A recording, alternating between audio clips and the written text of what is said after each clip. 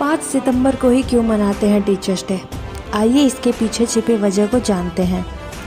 कहते हैं कि एक गुरु के बिना किसी भी लक्ष्य तक पहुंच पाना संभव नहीं है। गुरु ही आपको ज़िंदगी जीने का तरीका और उसमें आने वाली मुश्किलों से लड़ने के बारे में बताते हैं।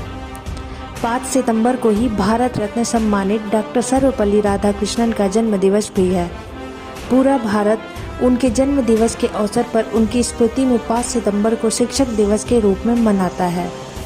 वो एक महान शिक्षक होने के साथ साथ स्वतंत्र भारत के पहले उपराष्ट्रपति तथा दूसरे राष्ट्रपति थे।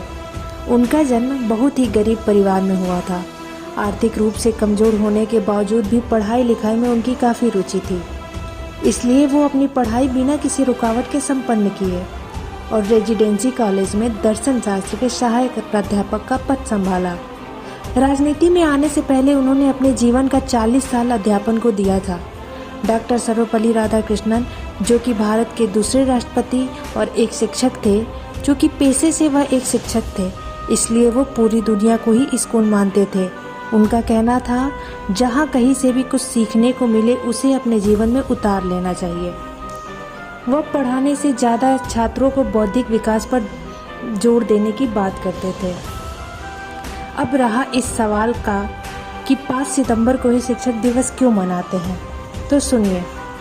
एक बार राधाकृष्णन के कुछ प्रिय शिष्यों ने मिलकर उनका जन्मदिन मनाने को सोचा। इसे लेकर जब वे उनसे अनुमति लेने पहुंचे तो राधाकृष्णन ने उन्हें कहा कि मेरे जन्मदिन अलग से सेलिब्रेट करने के बजाय शिक्षक दिवस के रूप में मनाया जाएगा तो मुझे गर्व होगा। इसके बाद से ही 5 सितंबर के दिन शिक्षक दिवस के रूप में मनाया जाने लगा।